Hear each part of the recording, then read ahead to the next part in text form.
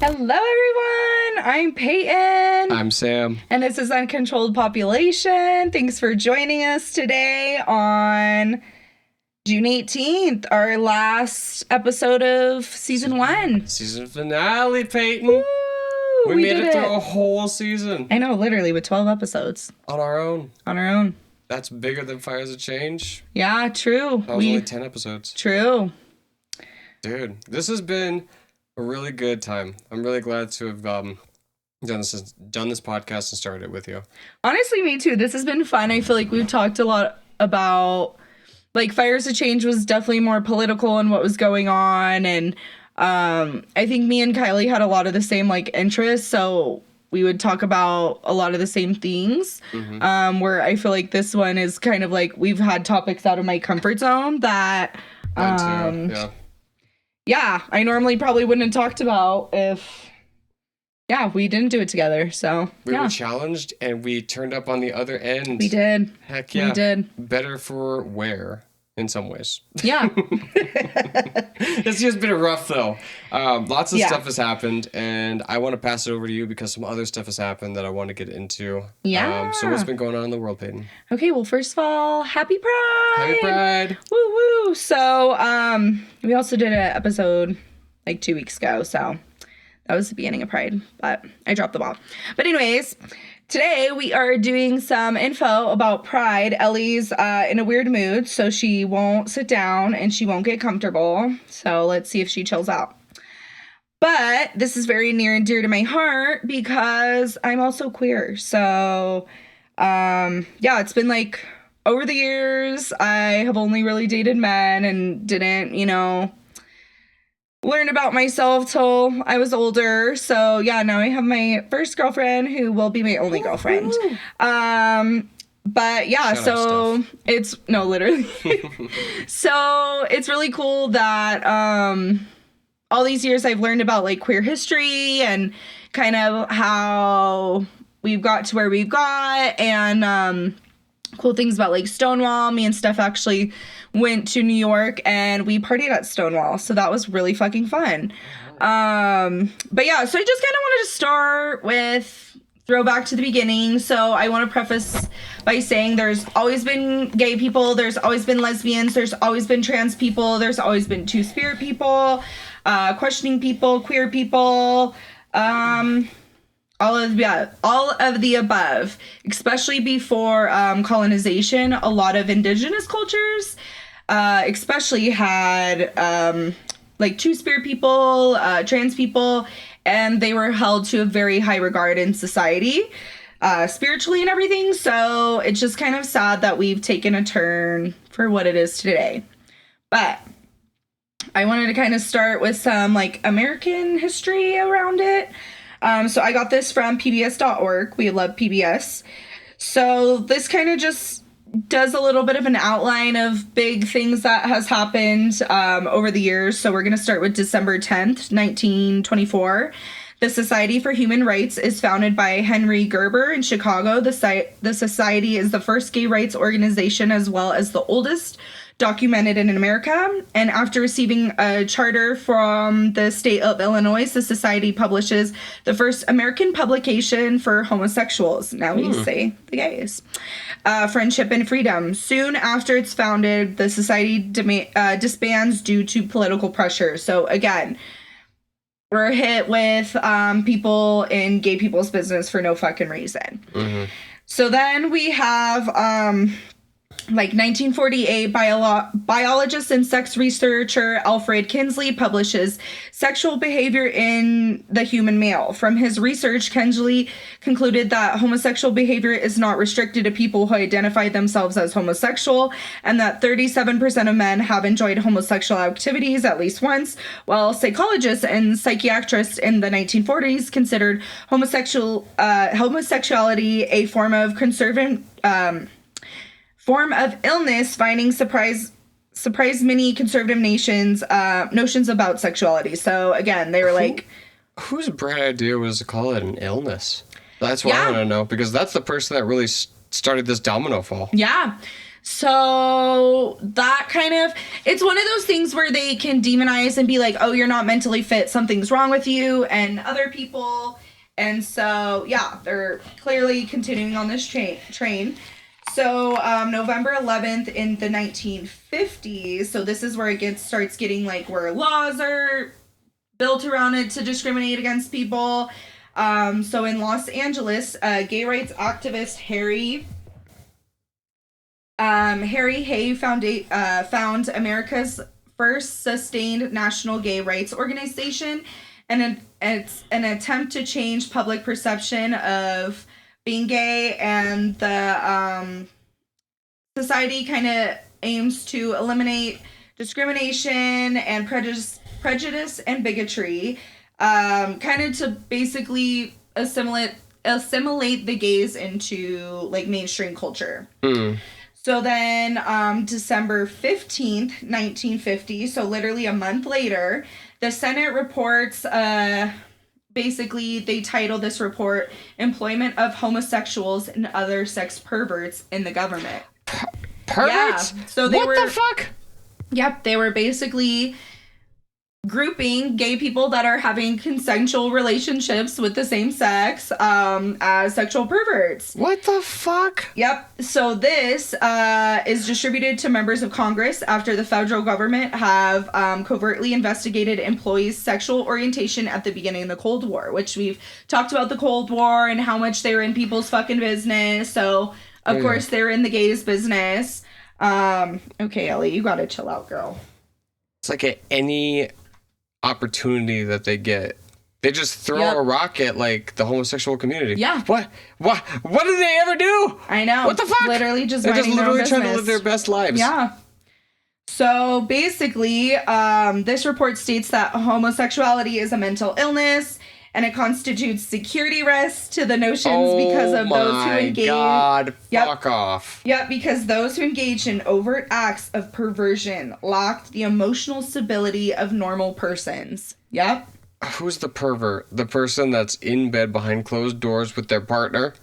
Or the person that's so obsessed with finding out who's in bed with who. Or the person that's out there inspecting the nipples and rubbing raw of young women. Yeah. Fucking assholes. Yep. So, over the previous years, more than 4,380 gay men and women have been discharged from the military, around 500 fired from their jobs with the government, and the purging will become known as the Lavender Scare. I've heard of that before. Yes, so that's kind of where it came from. So then, April 5th, 1952, the American Psychiatric Association lists homosexuality as a sociopathic personality disturbance in its finest publications, and the Diagnostic and Statistical Manual of Mental Disorders. Immediately following the manual's release, many professionals in medicine, mental health, and social sciences criticized the category due to lack of empirical scientific data. So it's like the community at this point that was actually new about science was like, okay, guys, come on. So then in 1953, Eisenhower signs Executive Order 10450 banning homosexuals from working in the federal government or of any of its private contractors. The order lists it as a security risk along with alcoholics and neurotics. Yeah. Oh my God, dude. Yeah.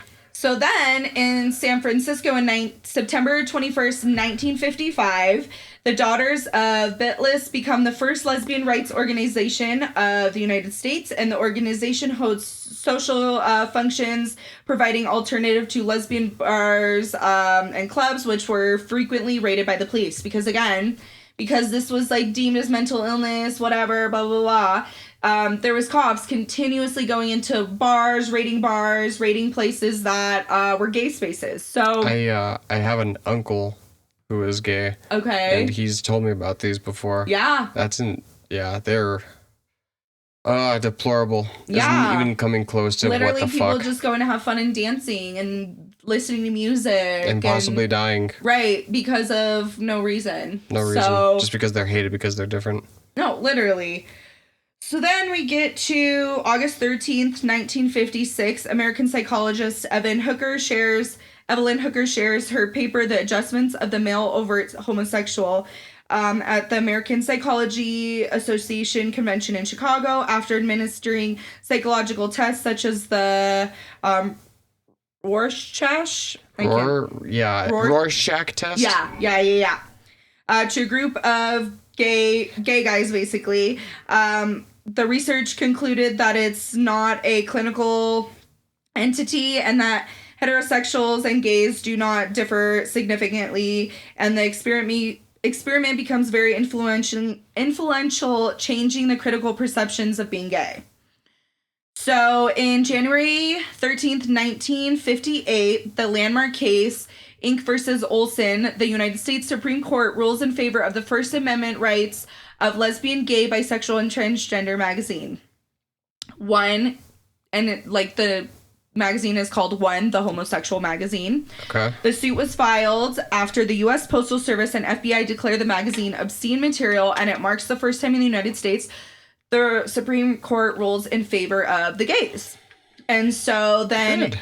Right? Hell yeah. Yeah, fuck yeah. So then, January 1st, 1962, Illinois repeals its sodomy laws because the first U.S., becoming the first U.S. state to decriminalize being gay. So shout out Illinois. Shout out Illinois. Thank you. So now we get to July 4th, 1965. At Appendance Hall in Philadelphia, picketers began staging the first reminder day to call public attention to the lack of civil rights for LGBT people. The gatherings will continually oh my god, you guys, I am having my mixed up words. Will continue annually every 5 years. And then April 21st, 1966, members of the Medellin Society stage a sip-in at the Jules Bar in Greenwich Village, where the New York Liquor Authority prohibits serving gay patrons in bars on the basis that gays are disorderly. Society presents Dick Leadish and other members announcing their being gay and are immediately refused service. Following the sip-in, Medellin Society will sue the New York Liquor Authority. Although no laws are overturned, the New York City Commission on Human Rights declares that homosexuals have the right to be served. Good. Fuck yeah. Another win. Right.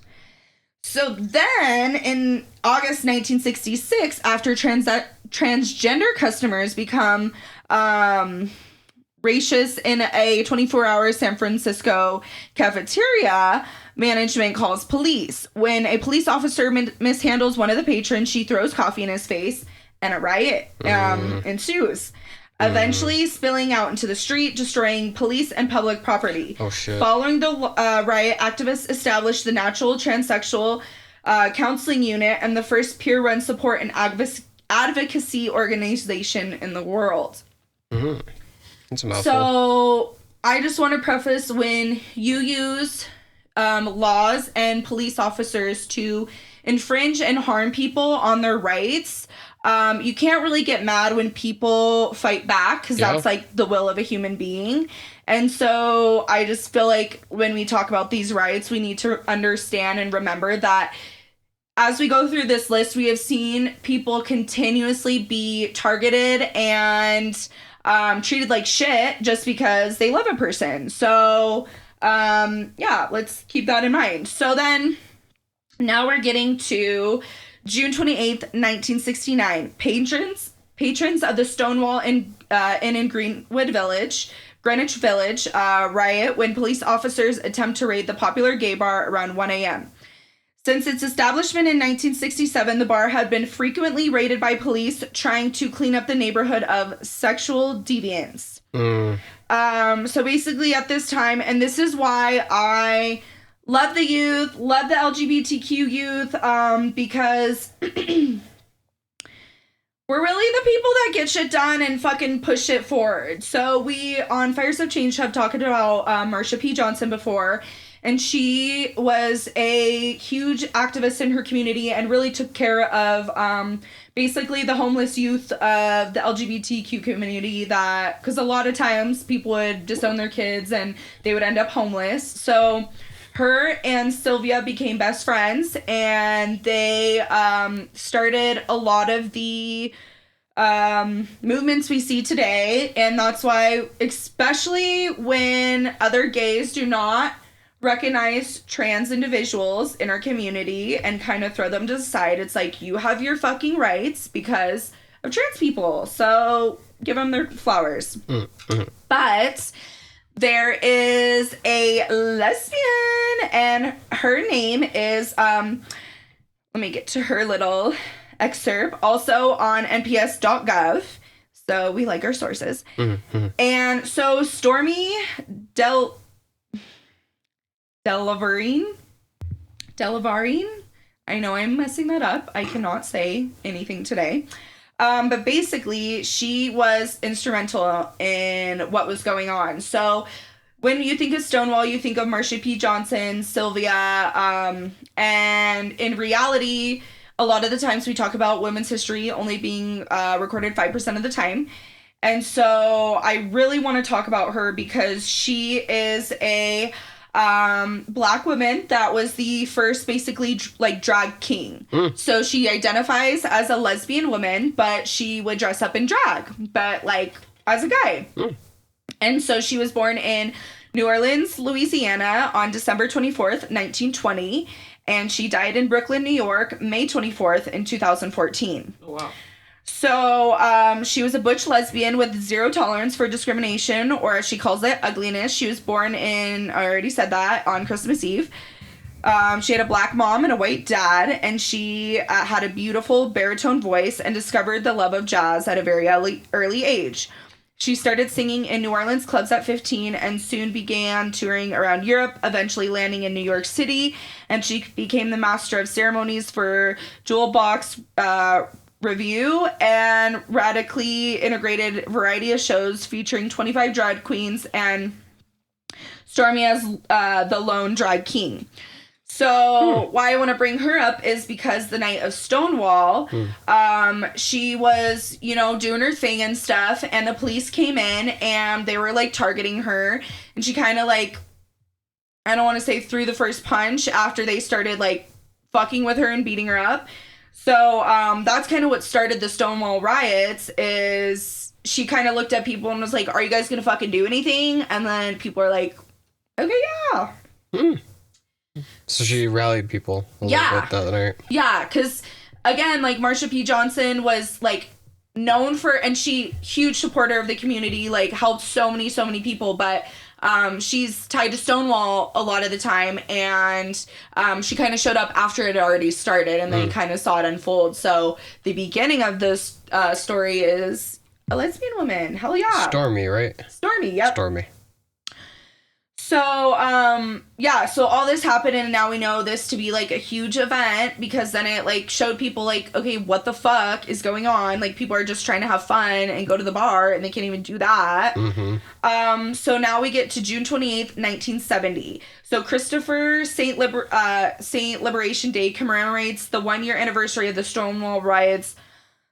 Following the event, of thousands of members of the LGBTQ community marched through New York City into Central Park in what will be considered America's first gay pride parade. Hell yeah. And so, in the coming decades, the annual gay pride parade will spread to dozens of countries around the world. Like, so many people celebrate pride. Like, I actually saw a really cool setup in Thailand. Like, Thailand is super about the gays. And they have, like, a whole fucking street painted. Like, it looked cool as fuck. That's nice.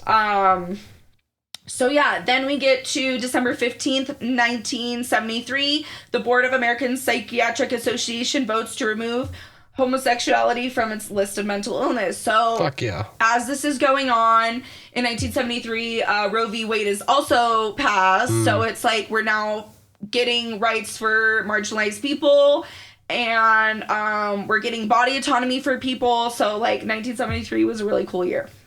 Fuck yeah. So then, January 1974, Kathy Kazajetko becomes the first openly gay American elected to public office when she wins a seat on the Ann Arbor, Michigan City Council. So that's really cool. We're starting to get into the government. Then in June 7th, 1977, singer and conservative Southern Baptist Anita Bryant leads a successful campaign to save her children crusade to repeal a gay rights ordinance. Oh my God. In the Dowd County, Florida. Bryant faces severe backlash from gay rights supports across the United States. The gay rights ordinance will not be reinstated in the Dade County until December 1st, 1998. Hang on 1 second, pause. Why is it that whenever these motherfuckers are coming in and trying to infringe on other people's rights, they always use children as they're in? Like, save the children! They're doing it now with social media, and they're censoring people that have actually good things to say. Right. And they're just saying, oh no, that's harmful to our children. We can't have that. And then it gets passed. No, yeah, they literally do that all the fucking time because children do not have rights in laws, and like they don't have body autonomy, so they're a perfect person to be like, oh, it's about them, but they don't get a say, so it's about whatever they want to put on them. Yeah. So 20 years later it fucking takes for in Florida in that county. So then November 8th, 1977, Harvey Milk wins a seat on the San Francisco Board of Supervisors and is responsible for introducing a gay rights ordinance protecting gays and lesbians from being fired from their jobs. Milk also leads a successful campaign against Proposition 6, an initiative forbidding teachers being gay. So again, now we're going, like, teachers can't even be gay. Holy fuck. So then a year later, on November 27th, 1978, former city supervisor Dan White assassinates Milk. White's actions are motivated by jealousy, depression, depression rather than homophobia, it says, but I don't know about that.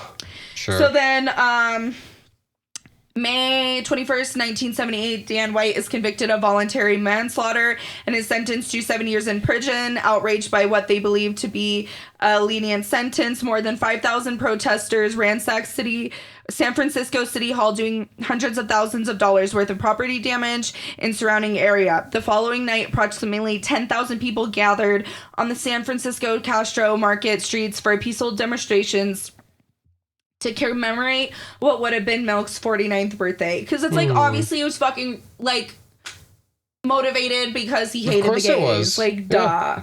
And then he'd get off, like, with 7 years? 7 years for killing someone. Fuck off with that. So then now we get to October 14th, 1979, and an estimated of 75,000 people participate in the National March on Washington for lesbian and gay rights. LGBT people and straight allies demand equal civil rights and urge for the passage of protective civil rights legislators. So then we get to July 8th, 1980.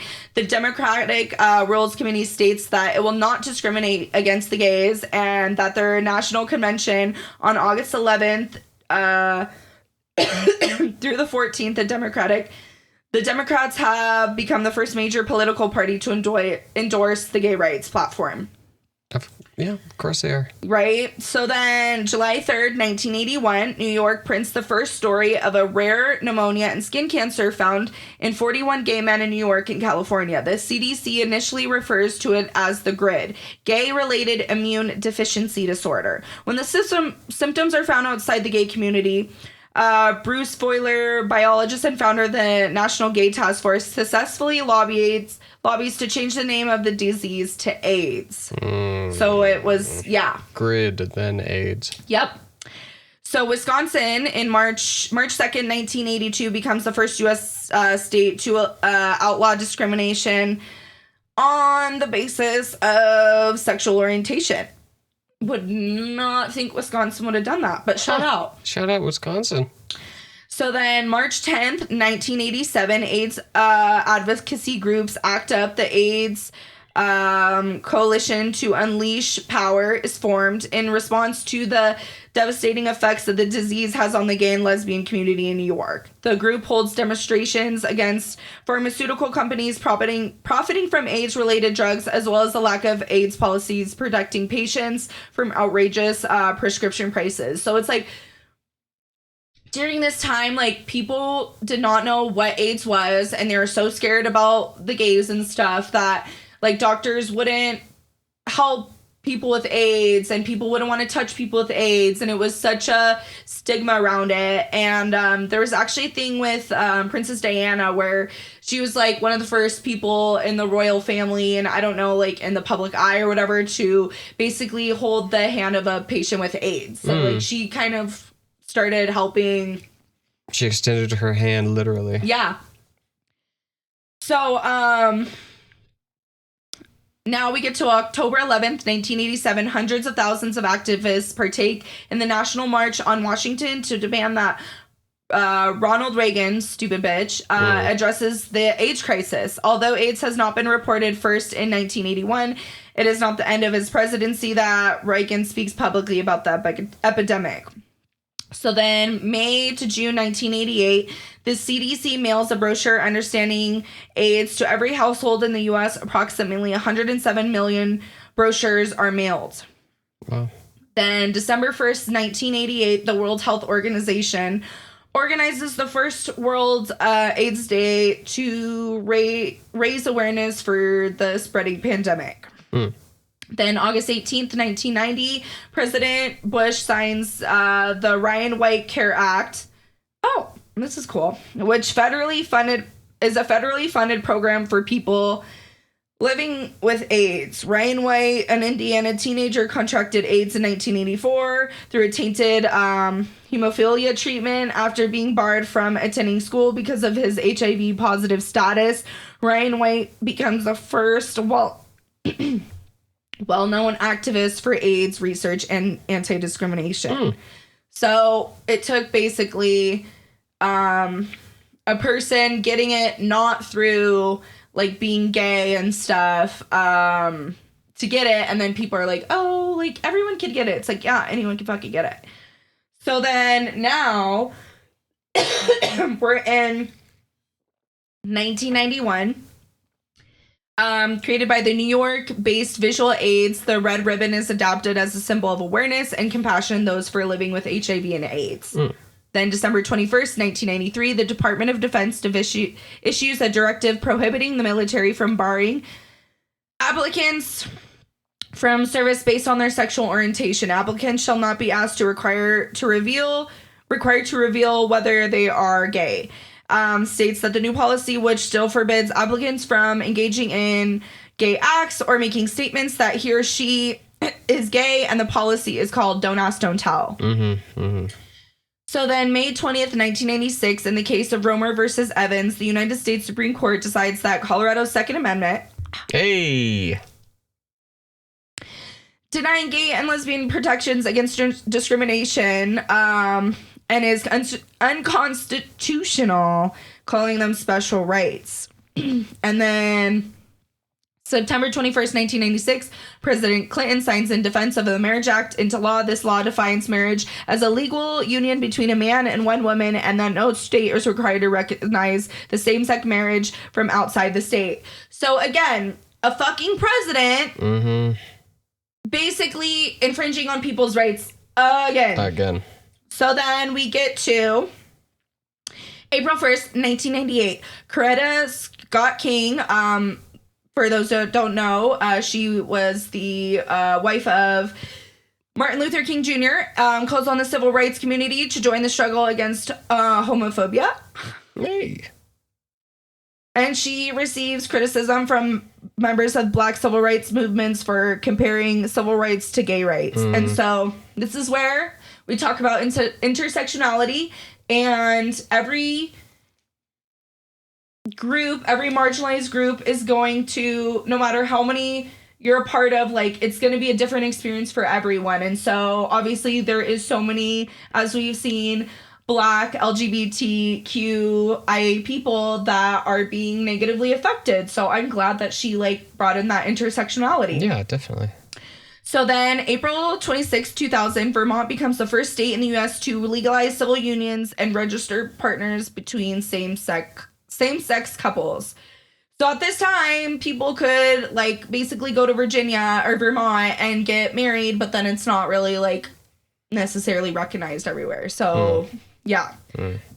Then June 26, 2003, in Lawrence versus Texas, the United States Supreme Court rules that sodomy laws in the U.S. are unconstitutional. Then, also, shock from Texas. That's surprising. Yeah, that whole thing is very surprising. Well, I guess because Lawrence was in Texas. But anyways, May 18th, 2004, Massachusetts becomes the first state to legalize gay marriage. And the court finds the prohibition of gay marriage unconstitutional because it denies dignity and equality for all individuals. In the following 6 years, New Hampshire, Vermont, Connecticut, Iowa, and Washington, D.C. will follow suit. Wow. Then August 9th, 2007, sponsored by the Human Rights Campaign, the Logo Cable Channel hosts the first American presidential forum focusing specifically on LGBT issues, inviting each presidential campaign. 6 Democrats participate in the forum, including Hillary Clinton and Barack Obama, while all Republican candidates decline. Of course they did. So, November 4th, 2008, California voters approve Proposition 8, making same-sex marriage in California illegal. What? Okay, the passing of the ballot garners national attention from gay rights supporters across U.S. Prop 8 inspires the No Hate campaign and a photo project that celebrates to promote marriage equality. Okay, that's like really... I did not expect that from California. Yeah, seriously. But California's supposed to be like more liberal, more accepting. So, okay. But they flipped it eventually. They did. So then June 17th, 2009, President Obama signs a presidential memorandum allowing same-sex partners of federal employees to receive... Aw, I'm like, I'm gonna cry. Receive certain benefits. So basically, like, same-sex partners could then receive better benefits if their partner was in the federal government. The memorandum does not cover full health coverage, though. It never does. It never does. So October 28th, 2009, the Matthew Shepard Act is passed by Congress, signed into law by President Obama on October 28th. The measure expands the 1969 federal hate crime law to include crimes motivated by victims' actual or perceived gender, sexual orientation, gender identity, or disability. And Matthew Shepard was tortured and murdered near Lamari, Wyoming, in October 7th, 1998, because of his sexual orientation. So this is why this is called that. So the federal judge in San Francisco in August 4th, 2010 decides that gay and lesbians have the constitutional right to marry and that Prop 8 is unconstitutional. Lawyers will challenge the finding. December 18th, 2010, the U.S. Senate votes 60... Also, like, miss when the Senate and Congress were, like, you know, doing something. But the U.S. Senate votes 65-31 to repeal Don't Ask, Don't Tell policy, allowing gays and lesbians to 2010 to openly serve in the U.S. military. Wow.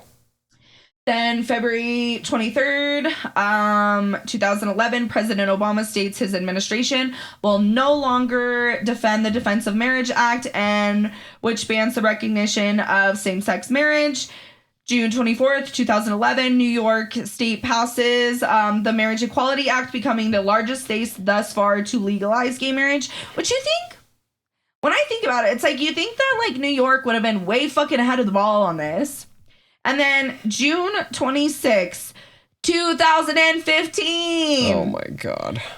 It's only been 11 years, you guys. June 26th, with a 5-4 decision in Obergefell versus Hodges, so we were really fucking close to it not passing, that the U.S. Supreme Court declares same-sex marriage legal in all 50 states. Let's go, but still. 2015. So when we look at this, and this is why when people are like, well, why do gay people need a whole month? When laws are continuously made to harm a community of people, and this goes for the Black community, Hispanic community, any marginalized community, LGBTQ community, when laws are continuously put to discriminate against a group of people, it's like they've been erased from society. They were literally beaten. They were put in jail. They were barred from being in society. They were barred from being in government. They were literally not allowed to be fucking teachers. So when literally you see, not allowed to serve our military. Yes. So it's like when you see this, it's like that's why we have Pride Month. And I just want to honor all the people that came before us and worked their asses off and were beat and were killed and were tortured and were discriminated against because they kept doing it because it mattered. And so still to this day, like, we do not have the protections for people, and we're starting to go backwards, especially, yes, with, like, trans rights, which, again, the only reason we have this many rights, guys, as LGBTQ+IA, is because of trans people as well. So keep that in mind, and when they start targeting the most vulnerable of our community, eventually it's going to get to us. So don't think you're, oh, well, I'm just gay, I'm just lesbian. No, eventually they'll come for you too. So this is one of those examples of you give them an inch and they take a yard.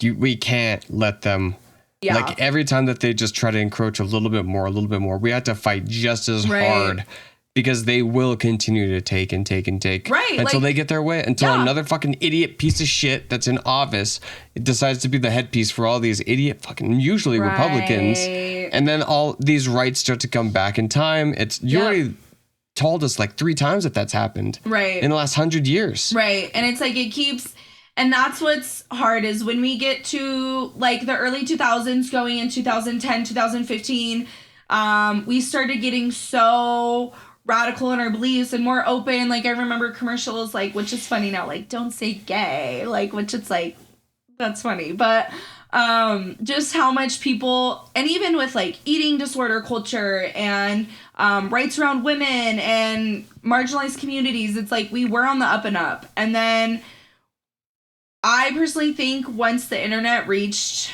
what it is now, and we got the whole red pill, and we've talked about propaganda, we've talked about how much the government puts money into that, and we see that it's like, okay, this is kind of why we got to where we got, because of the red pill content, and it radicalized a whole group of people that are a whole new generation. Have victim mentalities that are like, oh, poor me, everything's happening to me, and they want to blame other people. So actively, we really got to fight back. And I just want to say a little rest in peace to my old teacher. Her name's Jax, and she is a trans woman that was found dead in Denver. She actually went missing on my birthday, like 2 years ago. Oh, shit. And they didn't find her for a really long time, but she was wearing the same clothes that she was in when she disappeared. She was the best person. That's horrible. I knew her pre-transition, but she was always like super amazing teacher. I remember this was like my hair teacher. I remember we'd go out every once in a while and like during class and like go pick up trash, because she was like, it's important to keep our community clean. And that's really awesome. Yeah, so I know her parents are trying to, because clearly it was a hate crime. Trans women are being killed at a very high rate, trans men and women. And so yeah, if anyone's like interested, they do have like a Facebook page for her, and you can kind of follow with what's going on with that. But yeah, they're actively trying to get answers for her, because Like, it was clearly a fucking hate crime and they're not taking it seriously. She deserves to have answers. Yeah. Like any person. Yeah. But like, especially a person of like a hate crime like that. That's awful. What the like, especially somebody that's so nice to like, we have to clean our community. Yeah. That's such a commodity nowadays. Yeah. We need more of that. Yeah. So that's kind of what's going on. But I'm really excited this year. It's going to be like my first Pride, like being out with my girlfriends. Yeah. So we're gonna go to the Junkyards having like a EDM festival during the day, nice. And then we're gonna probably go to the parade on Sunday. Fuck yeah. But yeah, so give a gay some money, give a gay a hug, a meal, whatever the case. But happy Pride, everyone. I'll give a gay a hug after the podcast ends. Yes, there you go. I'm like, he helps this gay with all the technical shit and editing, so shout out. Thank you. No, shout out back. So then, I bring all this up to say, today we are talking about music, and I personally think music is very political and can spread a lot of messages, and Sam just loves music, so we're going to kind of jump into that today. Yes, indeed. I have one little thing that I want to add to the end of that. Just a little piece of good news from around the world. So the UK actually passed this June 18th, which is today. Today. Wow, awesome. It's basically like this coal mining operation that got halted in its tracks, which is amazing. These coal mines just continue to get bigger and bigger and expand, and because they're toxic for the environment and they're destructive to the environment and the species around it. And people. Coal miners oh my God. Have a lot of fucking health issues. All the bullshit with their skin and their lungs. It's not a nice thing. But it's awesome because after a Welsh council rejected plans to dig for 85,000 tons of coal, the UK has no outstanding proposals for coal mining anywhere in the country. The Carmarthenshire Council turned down the second application for expanding the open pit Glan Lash mine near this city in Wales that I cannot pronounce, citing impacts on the local environment. Brian Bach Coal Company had wanted to extend the site over 10.3 hectares, which I'm assuming is like very big, but I have no idea for that distance. But the council found that doing so would imperil habitat and species, including one of the UK's rarest butterflies. Wow. So they stopped it. The Glash mine opened in 2012 on a plan to excavate 92,500 tons over 4.5 years. Fast forward, because of the technical challenges and upfront capital involved in building a mine of any kind, developers often opt to start small and concentrate their footprints around the richest targets in the depot. Companies will then often fund expansions with the revenue from the first stage of mining, but Brian Bach's first proposal was rejected in 2019, and this latest rebuff is the second. So they've lost twice. Wow. Which is awesome, and I guess they did win.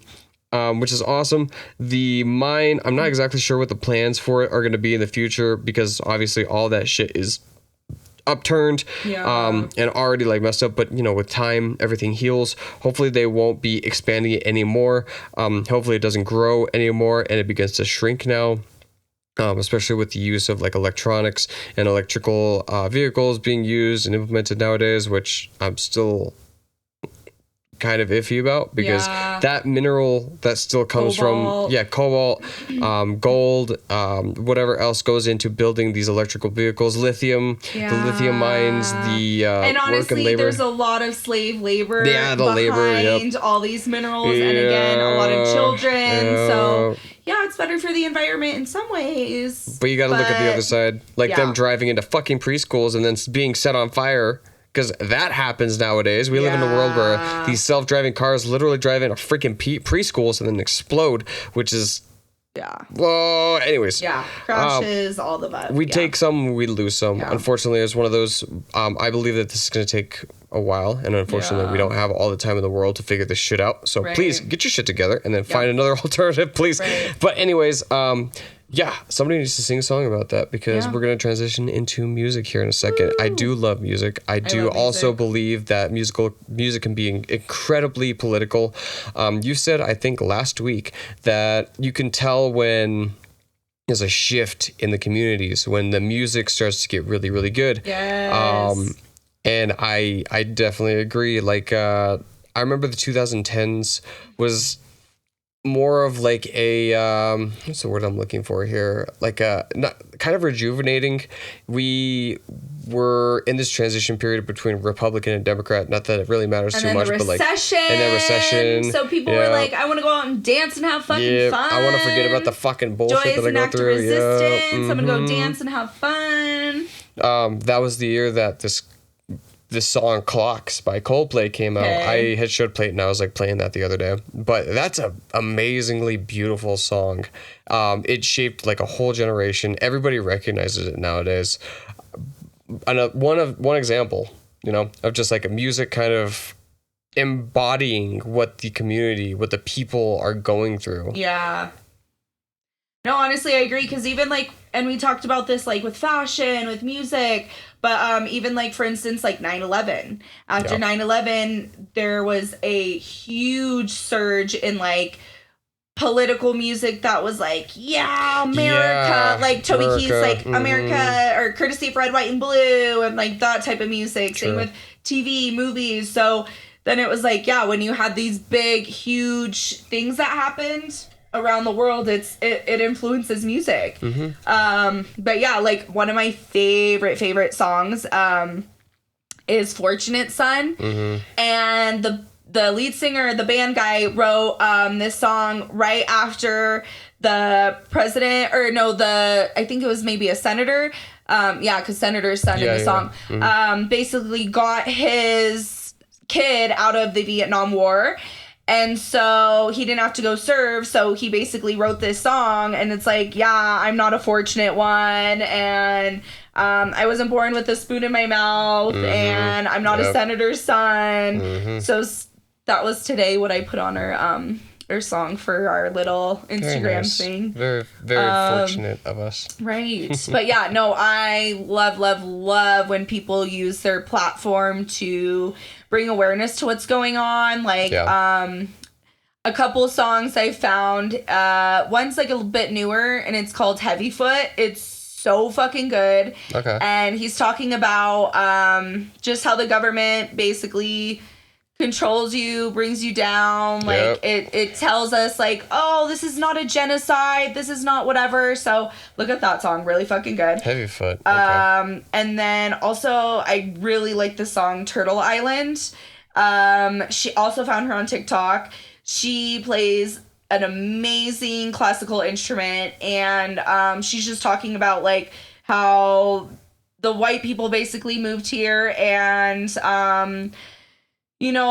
everyone's bowing to a stranger's god because it's like the god of this original land is not what people worship now, which is more like the Christianity umbrella that we've gotten to. But yeah, really good fucking song. So yeah, there's a ton of songs out there that are just amazing, and it comes from seeing shit that you're like, what the fuck is going on? I gotta write, like, I gotta get the art out, I gotta get my feelings out, and they write really good, really, really good music, really good movies, really good art, comedy, We're gonna be getting a lot more of that in the next coming years. Oh, God, We're already starting to, like, with all these, I've been seeing, when I do get onto social media, which is very rare nowadays, but still, I see a lot of, like, artists talking about the Trump regime, ICE raids, trans rights as well, and I love seeing absolutely every single time I see one of those, I hit a like. Me too, because I'm like, thank you for using your fucking platform that people have given you for something that matters. Absolutely.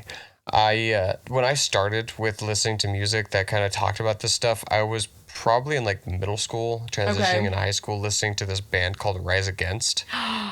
Love Rise Against. Great band. My first song was Prayer of the Refugee. Yes. And I learned how to play that shit. Okay. And I was like, fuck yeah. Next was like Re-Education Through Labor, which was another one that talked about like the system kind of like encroaching on us and making us do whatever the fuck it is that they seem. We're just labor at that point to them. Same with Prayer of the Refugee, just like outsourcing to these different countries and making them like make shoes, work in mines, just be slave labor essentially and not be worth anything. And that's really what started me. And then I got more into like the punk scene of like and let me preference punk scene is you are anti-government, encroaching on your rights, you are for the people, pro-LGBTQ rights, pro-black rights, pro-women's rights. So if you're none of that, then you're cosplaying being punk. Sorry, if you're a Nazi you're just a pretender. And you're cosplaying, you're literally cosplaying, you're not a punk. You're just a pretender. Yeah. You're a poser. Fucking poser. Posers. Seriously, posers. Like, that's the worst kind of poser. Trying to, like, be for the people, for these rights. Yeah. And not really getting any of it. But, I mean, I think a lot of people don't even understand that concept. I think they're just like, I just like the music. I just like the beat. I just like the way it makes me feel. You don't have any idea about like all the history that has gone into music in general. Yeah. But like how punk like formed in the first place. It was originally I'm pretty sure that punk originated in like the UK and Britain, and then it kind of migrated over here in like the 70s-ish era. Don't quote me on that. That's just like the vibe that I've been getting for like being in the scene for a little bit. But UK punk is really like stick it to the man, middle fingers up in the air, like anti-establishment. Who the fuck? Rolling Stones like embody that a lot. Led Zeppelin, bands from like that era of like the Vietnam era too. Were always like fuck you. Clearwater Revival. That's who plays Fortunate Son. They were just fed up. And I know that a lot more artists are also getting fed up nowadays too. I'm one of them. Yeah. You know, I think about this shit all the time. I write about it. And eventually that literally just takes form by itself. Oh, yeah. Because it's like, I think there's something really, really cool that artists can do, and like, especially music artists, where they can make you feel something, they can portray something in their songs, tell a story, but it's like you're learning something, but it's in such a way that's like enjoyable.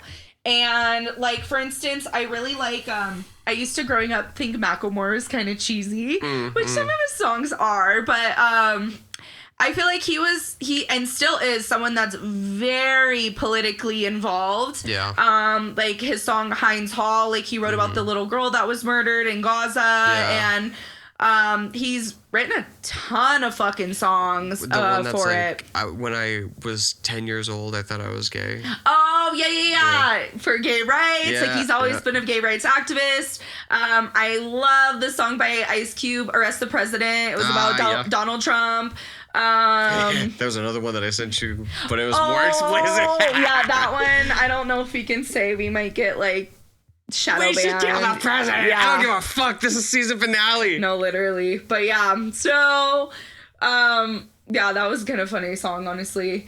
But yeah, so I just like really appreciate when people do that. Even and I love Paramore. Paramore is a really good band. Oh yeah. They wrote a song. I think it's called Strange Fruit, and that's about, because she's from the South, so she kind of writes about it was like a song for basically like the Black community, and kind of talked about some stuff in there. So Strange Fruit. Yeah. There's his historical context behind the name of like Strange Fruit or something in the South. I don't really understand the whole context, so I'm not gonna speak on that. But they're very political and involved, and yeah. There's a lot of power in it. I think a few years ago I was like doing some research, maybe it was like podcasts that I was listening to, but it talked about how the government had like started to outreach to musicians and artists more because they realized how much power they had and influence they had over the people. They said that it was equivalent to politicians, if not more powerful, because of the influence that they carried and the way that they made people feel.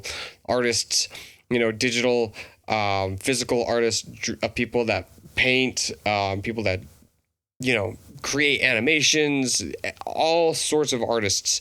They are capable of making something that goes beyond words. Right. When I listen to a song, I found this out recently because of a viewer on mine on Twitch. I get goosebumps whenever I listen to music sometimes, like whenever it really hits. Yeah. Apparently that's due to fibers being stronger connectors in the brain between emotions and music and auditory. Something to that extent for like science researchers doing more research into that. But whenever I hear a song that I relate to, they could be talking about something completely different than what I'm hearing and internalizing, but I'll still relate to it, and that song will still like sound amazing to me and make me tear up and cry or get goosebumps and like feel a certain kind of way. And when a population can rally behind a song, like we haven't really had something like that I can think of recently, where like a huge amount of people were like all vibing to one song, except for like the mid 2010s, to like 2015-ish era when we were like in high school. Okay. Like I remember a lot of people were like going behind like the party rock anthem, even though it has nothing to do. LMFAO. Like, yes, LMFAO. The swag era. Like that's for like different reasons, but still like I think that those songs are really going to start making like a resurgence, because before that period, it was like kind of Rise Against-ish, kind of like Blink, kind of. Blink-182, start of Fall Out Boy. Yes, kind of, but that's still not even like really activist. I'm talking about like even like for instance, the Cranberries. I would say they're pretty like. That's fair. Political, like the song "Zombie." When you listen to it, it's like that talks about like it talks about like bombs and like yeah. Like when did that song come out? Maybe like during the let's look. Afghanistan war. I think it was more here. Let me see. That was before it though, like the 90s maybe. Not exactly sure.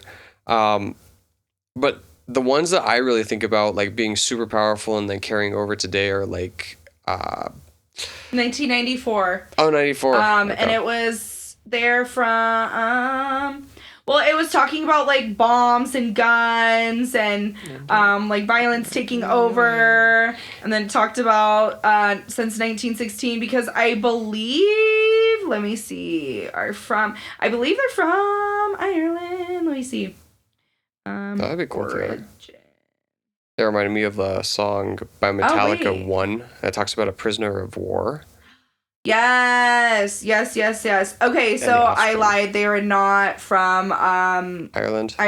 I'm thinking of another band. But yeah, no, they kind of started talking about that. They're from. Oh my God, no! Why is it giving me the wrong thing? There we go. Okay, wait, no, I think I was right. I was on the wrong thing. I'm so sorry. No, so they are from Ireland. I was right, you guys. I was right. I overthought that. I was reading about where fucking actual Cranberries were from. I was on the wrong website. I was trying to do a quick read real quick. Too quick. But yeah, they were basically talking about like occupation and stuff in Ireland from the UK. Yeah. So they were always very vocal about what's going on. I listen to an Irish band right now called Dead Pony. They're very activists. I fucking love it. They even talked about one called MK. What was the song called? It was a play on MK Ultra. The song was called MK Nothing. Okay. Starts talking about the experiments back then in like the 60s with like LSD, because that's what MK Ultra ended up being. But like that, which we did talk about. We did talk about that, yeah. Kind of full circle moment there. No, but literally. I like them. I like their punk aesthetic. I like the like angst that they bring. Yeah. It's very refreshing to my ears. Yeah, I love an anti-establishment band. Like Metallica is a big one too. Okay. Like I had mentioned the song One, it's like probably their biggest one, but they have like so many songs I haven't even gotten into yet that are like very much like, this is wrong. We had to put attention to this because this is absolutely disgusting. There's also The Offspring, which I don't know if you listen to them. I love The Offspring. Yeah. You're Gonna Go Far Kid is my favorite song by them. That one's a good one. Mine's Hammerhead. Okay. That one talks about like hammering hammers into my head. Okay, I also like this song. Oh my god, I'm blanking. Bang banging hammers. The Kids Aren't Alright, and Why Don't You Get a Job? Yeah, that one's a good one too. That one's a good one too. That's very relatable to nowadays when the employment rate is like an all-time low and it's super hard to even get like a minimum wage job. It's fucking Another recession. So again, recession indicator core, the music and art is getting really good. Who are some? I haven't really been listening to a whole lot of newer artists nowadays. But have you been listening to any like newer artists nowadays that are like? So the guy that sings Heavyfoot, let me bring up his name so I can. Mon Rivera. It's it has a little. Enya? Is that what that is? Is it a squiggle? No. It's like an upside down V on top of the I. Oh. So I might be saying that wrong, but. He's new, and I found him on TikTok, but he's been on a couple shows, but he's super fucking good. Like, I would like to see him in concert. Ooh, yeah. And then I've also been really liking... I feel like there's a lot of new pop-punk bands that are kind of coming into the scene, so I'm like, hell yeah. One was by... I can't even remember his name. Okay, I'm gonna have you talk a little bit while I figure out his name. But he actually does. He works with Travis Barker on a couple of his songs. Yeah. Okay. Cool. Yeah, Travis. I like him, but I don't really know much about Travis Barker. He's good in Blink-182, but honestly, he's kind of a fucking poser at this point. I would say. He got roped in with like MGK there for a little bit, and then he's married to a Kardashian, so now he's in all that. And the more I see him, the more he gives like narcissist vibes. Definitely. So I'm like, yeah, a lot of these artists are also prone to that too, and.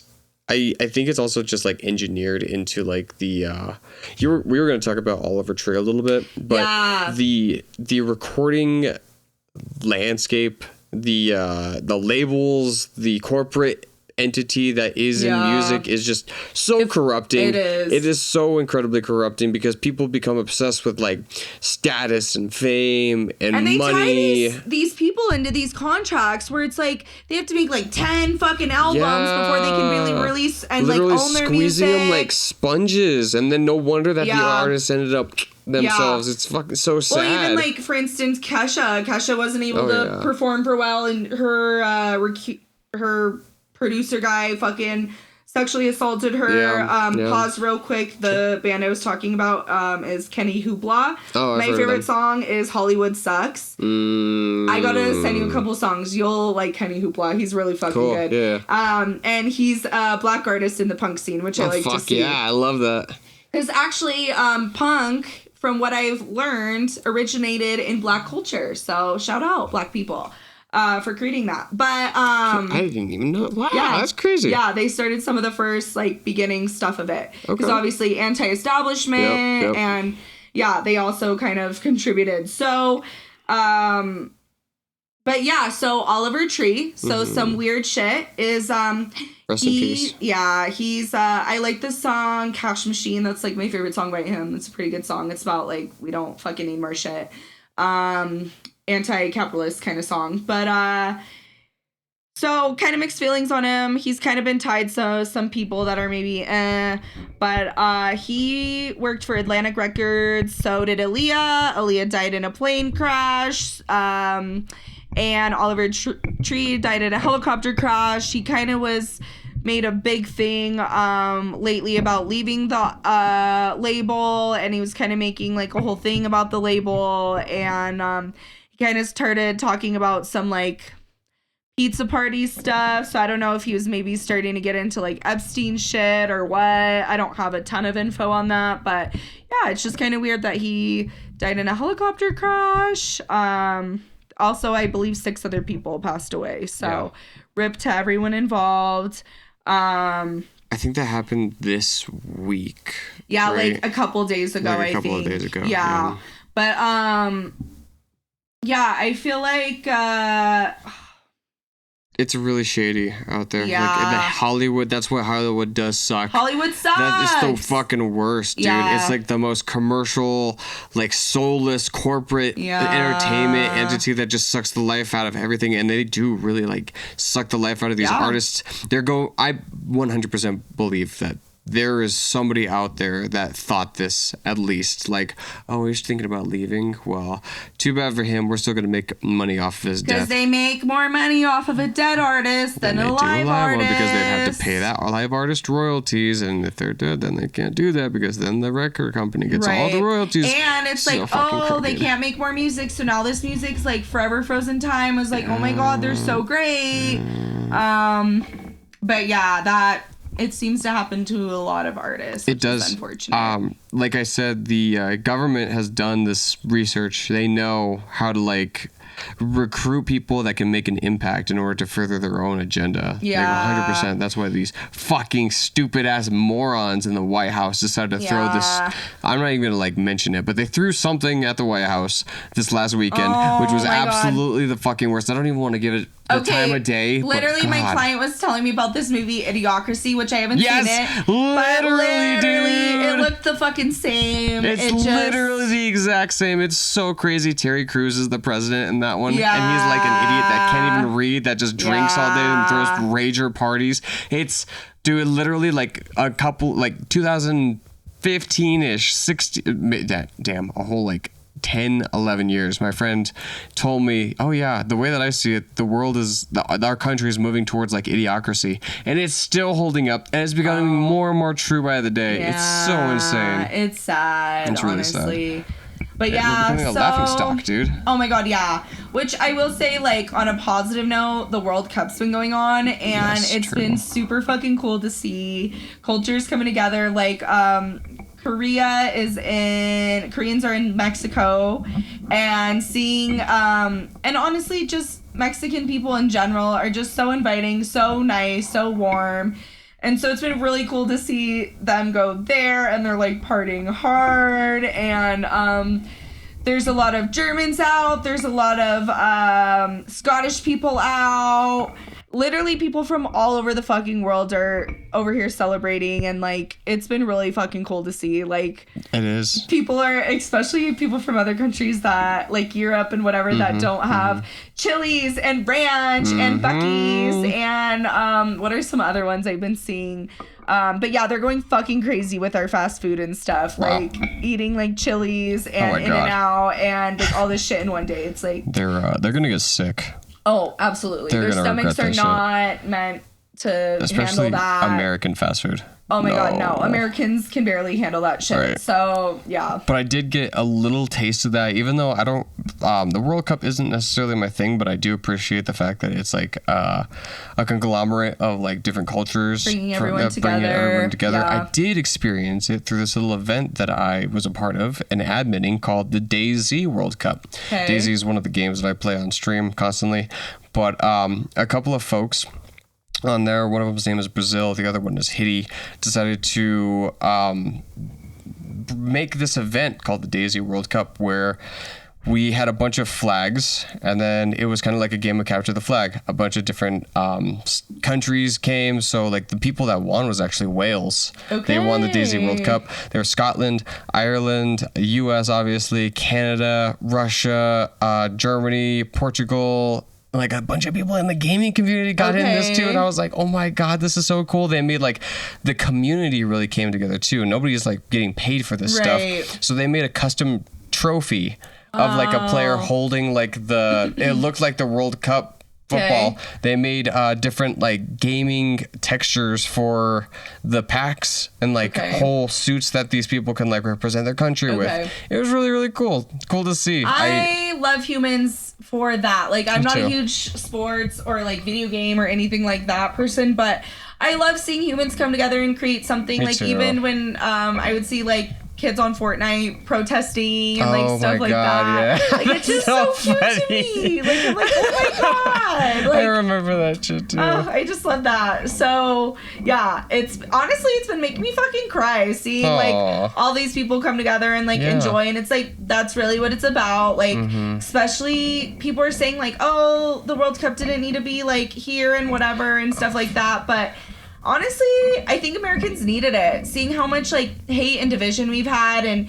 seeing all the horrible shit, and all the people getting needed sent the perspective change. Yeah, like the modern day concentration camps, known as detention centers. It's like, I think we need to get rid of the fear of people that don't look like us and realize like we're all just human beings. We're all just wanting the best for our loved ones and ourselves and our community. And who benefits from that? Who benefits from us being scared of people being different? Yeah, the elite, the rich, the people that hold power, the lobbyists. Yeah, they are the true fucking enemy of the people, dude. Yeah. The hoarders of wealth, the ones that want to control the narrative, the media, control everything, and they're bottomless pits that... Sorry, I'm trying to adjust my mic. I've been trying to for a little bit. If that's annoying, I apologize.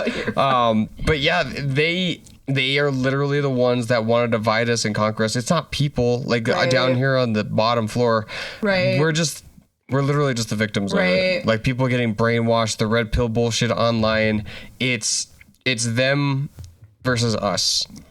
Right. And that's why I think the more we have things like this, I hope people can slowly realize like we do have power in numbers, like going back to an ant's life where it was like, there's more of us than there is of them. And so it's just cool to see. I love to see people coming together, having a good time. You know, joy is an act of resistance. The more we can enjoy ourselves, love our community, love our environment, I think the better time we're gonna have. Literally, like, our environment is suffering so much right now. There's a lot of songs, a lot of them are from like Rise Against that I can think of off the top of my head. That's activism towards like they did one on Hurricane Katrina, and I really liked that one.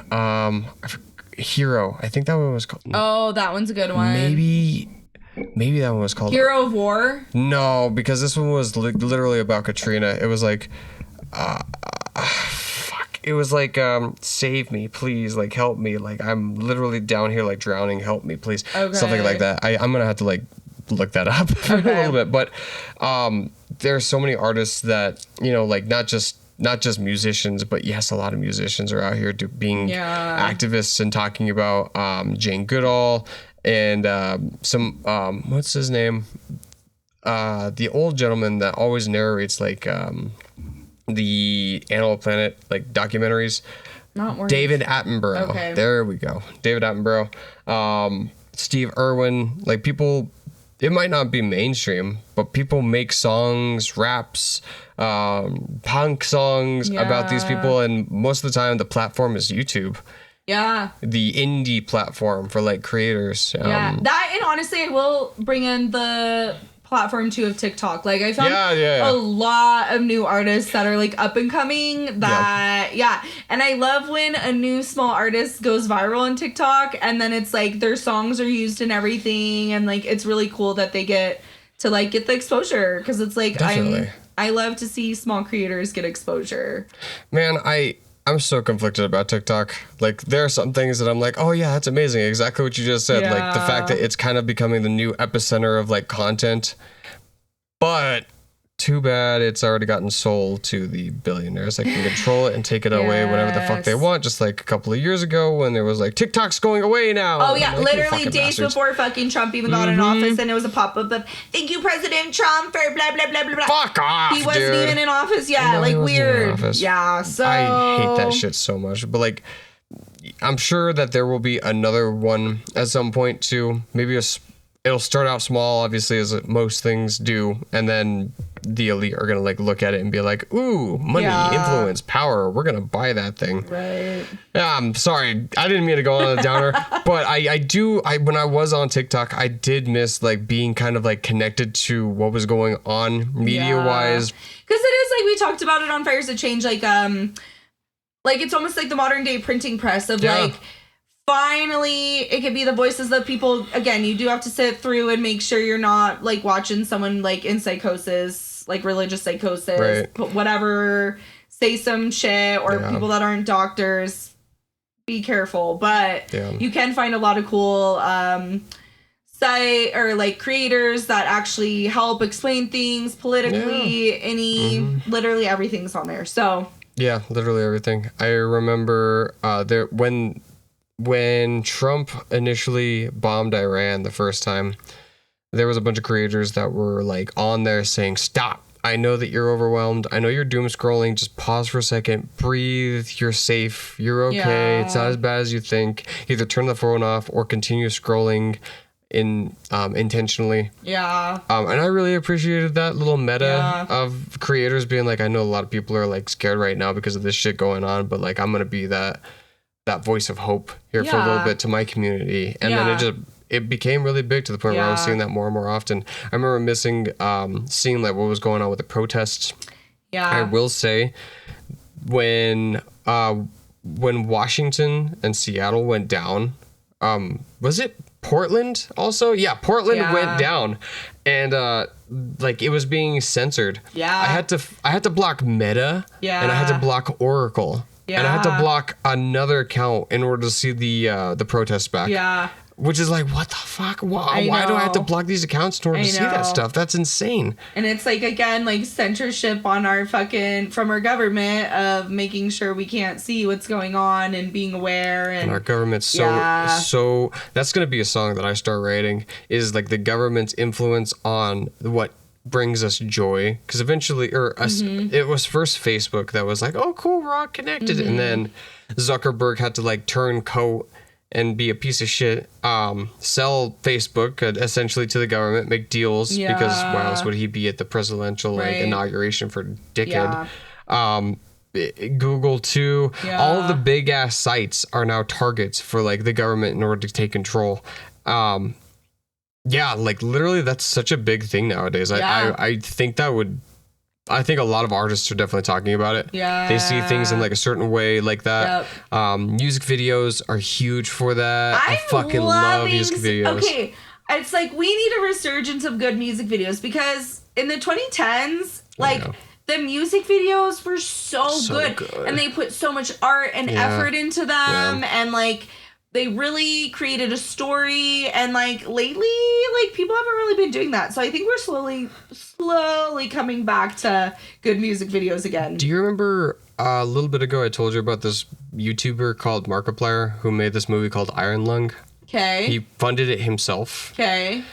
I think that's going to be the new direction that art is moving towards. It's not going to be controlled by the government. These are people and creators that fund it themselves through their audience and their fan base. To give you some context, maybe I don't know if I told you about this or not, but Markiplier is one of the biggest YouTubers out there. He plays games, scary games, games of all kinds, and that was kind of like his niche. But he's always behind the scenes, like put out these little projects, like these little video projects, and I just found out about this recently.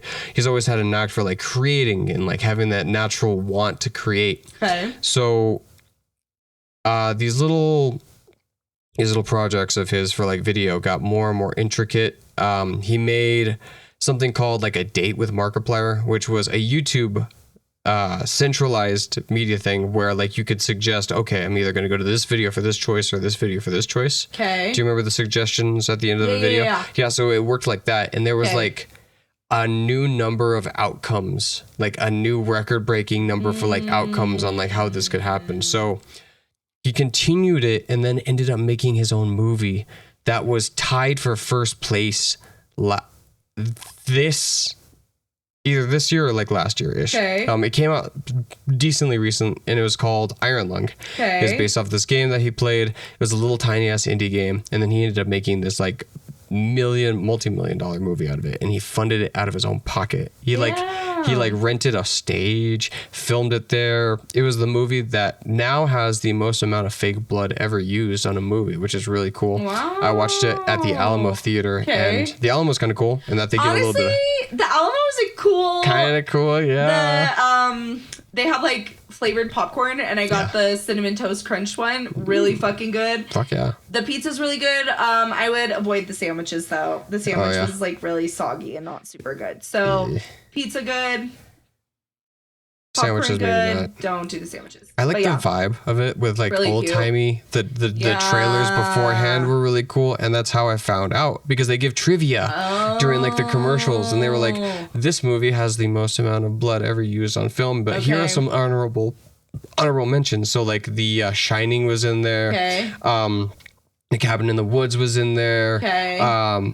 There was this one where it was like a zombie movie. This guy took like a lawnmower, turned it upside down, and then went through a bunch of zombies. There was another one that was like an honorable mention. But anyways, Markiplier made this whole movie, funded it by himself. He didn't get any like external like help from like YouTube necessarily, from like the YouTube suits, but he did hire producers and actors in order to like be in the movie. He even got like a couple other YouTubers in there, like one of his friends whose name is Jacksepticeye made a little bit of a cameo in there too, and now he wants to make a movie of a video game that's self-funded by him and use his influence to kind of like do that. So it doesn't have anything necessarily to do with like activism and like speaking out, but it does empower other people in order to get their message across and say like, I don't need to sign with a record label. I don't need to sign with like YouTube. I don't need to sign with like these other artists that are controlled by the government. Big corporations. Big corporations. I can do this myself with the audience that I build, with the connections that I make for the people that I want to do this for. And that's where it really starts to like pick up. Like that's like me thinking about that could be so huge. Right, because then I think too, when you're not with a corporation, you're able to, you're not really bought and paid for. So it's like you're able to stand up for what you think is right. You're able to have a moral compass. You're able to kind of do what you want to do. And then it's like you get the money back from the effort and the songs you put in. It's like a lot of times these big record labels will literally sign you into these fucking horrible contracts. Like, for instance, like Rihanna. People are always like, why doesn't she make more music? When I heard her story about basically, and like, that was the outro. Weird. That was the outro sound. So sorry. I forgot to mute it. So, basically though, when she first started her thing, when I think she was like 14 or 15, they basically were like, locked her in a room and forced her to sign. Like, it was like some weird ass type of thing, but it's like basically they took advantage of a young girl and they locked her into a contract. She had to make so many albums. So once she made that, that's when she kind of pivoted, started doing her makeup line, her lingerie line, stuff like that. So yeah, artists are kind of traumatized in these spaces, and then they get out and then they're like, I don't want anything to do with it. But yeah, so just going back to, it's like when you can work outside the establishment and really create like art, and a lot of times people are creating this art that they're not necessarily always going to get something back, like money or fame, and they just want to like put something out there. It's really cool to see. Yeah, especially all these new artists and stuff. When you do something without the expectation of a reward, what is that called? Not integrity, but I don't know. Let me look it up. That's something that I feel like we need more of nowadays, is because nowadays it's like we're brainwashed into expecting something, some outcome from doing something good for somebody else. And that's very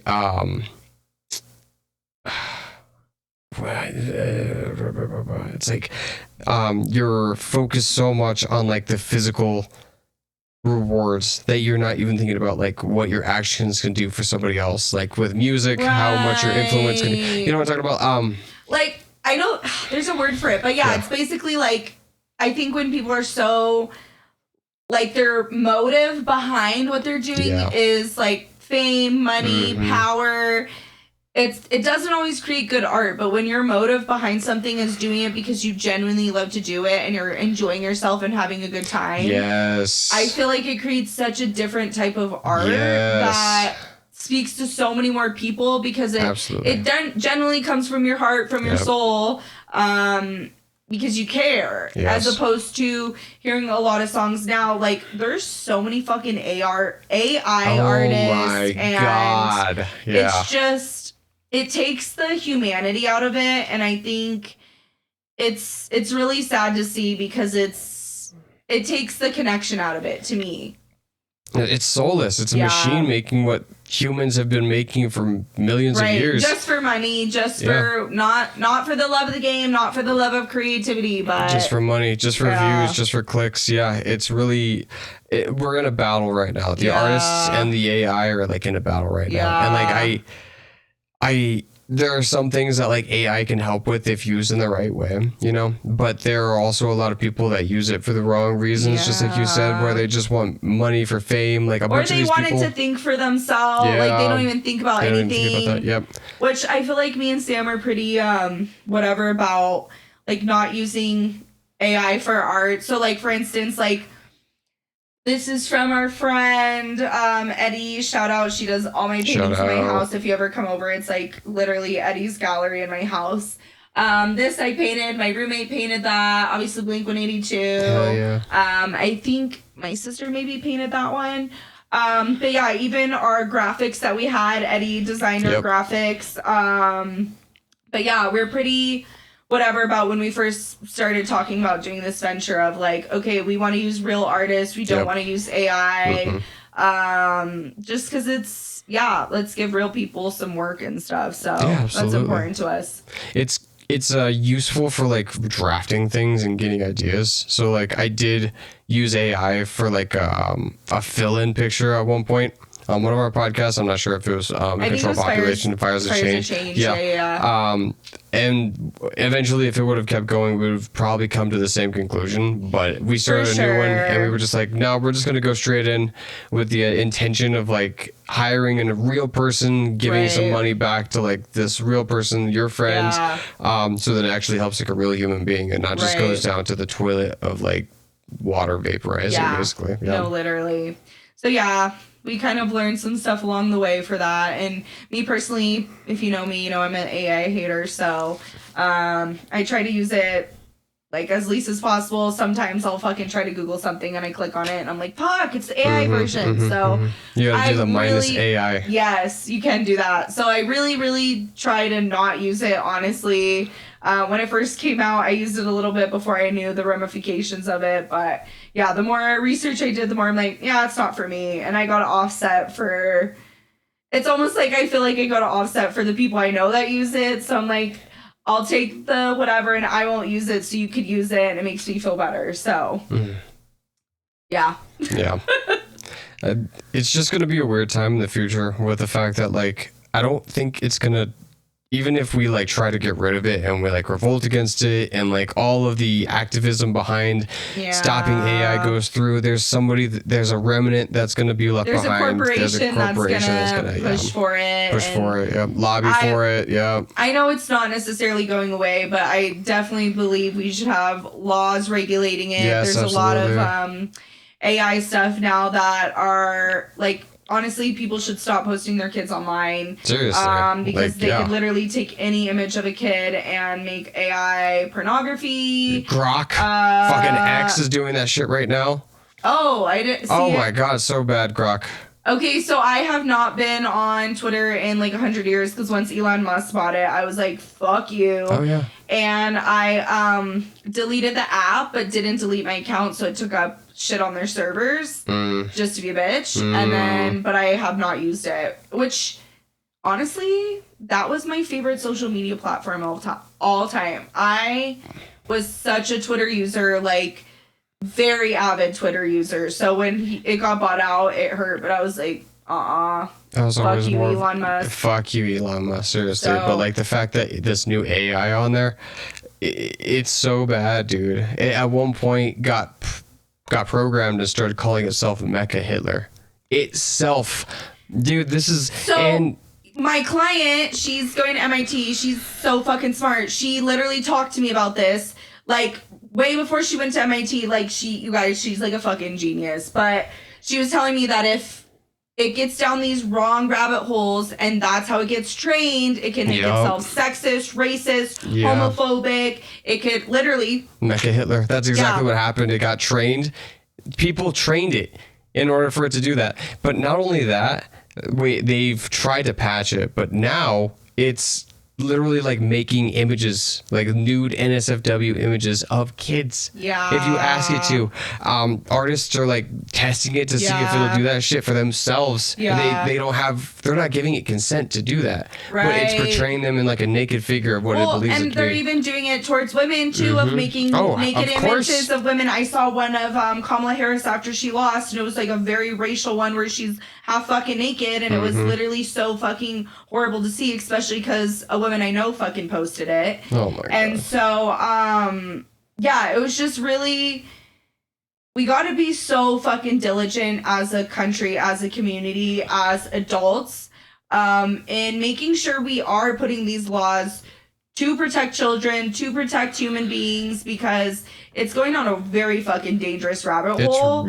And scary. It's getting really bad. Like, and the fact that people now are using AI and ChatGPT for like simple math homework, simple homework in general, simple answers. They're asking it fucking medical advice. They're asking like shit that it's like you should never go to that for that. So really quick, in the gaming community, there's this big ass push against these gaming companies being able to take games offline. And the biggest one is with this new game called Subnautica. And Subnautica is like a really popular game. It's like you go underground or underwater. The entire planet is like this underwater adventure, and people fell in love with it. It was a really cutesy game, and they made a second one recently. There was a company that bought the original company that developed Subnautica. I forgot what they were called, but they are fucking assholes. Absolute fucking assholes. They fired like a shit ton of the staff, even though they promised that wouldn't happen. And then they created this crazy ass like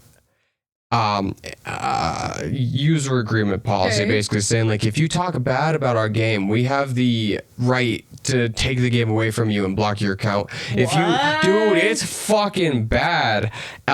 If you say anything bad about the game, if you I think if you like give another copy of the game to somebody else, but it's not like you're not the one that bought it. Or like if I were to gift you my copy of it and let you play it, that's against the rules. Like the Netflix thing with like account sharing, it's kind of like that. There were other stupid ass like dumbass rules that were just so ridiculous that we couldn't even believe it. The CEO of that company used ChatGPT in order to find a loophole in order to not pay the original staff that developed the game. What? Yeah, it's a big ass thing. He literally like the receipts were brought into court. Like ChatGPT was like brought into court in order to prove that this fucking asshole CEO wanted to just strip the company for all that it was and take it and profit from it. Profit from like the skeletal remains of this amazing game that people loved. But there have been a lot of good things that have come out of that. There's this UK-based little group called Stop Killing Games, SKG, that are fighting this in court in order to push back and give gamers the opportunity to be able to like keep what they purchase. Because like if you buy a DVD, right, you think that you own it.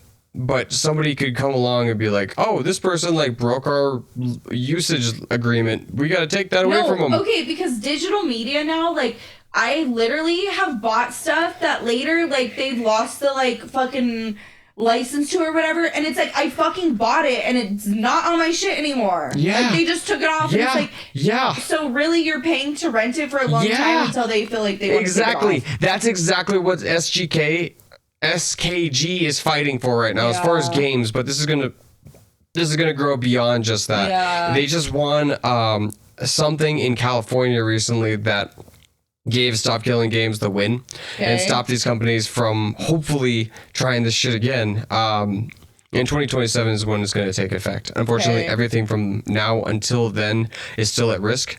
But everything after 2027, as soon as you buy it, you own it.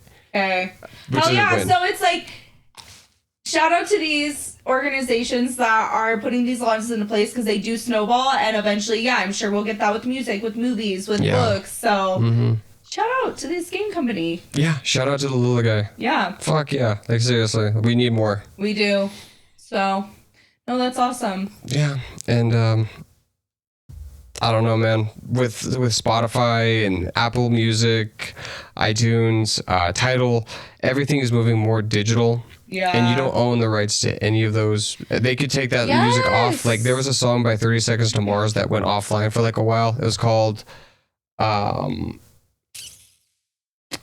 I forgot what the name was. It was like, do you believe? Walk on Water. That was what it was called. And I don't know why it like went offline. I tried to figure out more about it, of like why it would just go offline. It was off of YouTube, dude. Okay. It was off of Spotify. It was off of it got wiped. I was like, holy shit. So one of my favorite songs is Cry For You by September. And literally they took it off of Apple Music. And I can listen to it on, I think, YouTube now and SoundCloud, a remix of it. Yeah. But it's like, why the fuck can I not listen to this fucking song? They decide. They can literally decide whatever song just to get rid of it. So unless you own that thing in your hands, you don't really own it.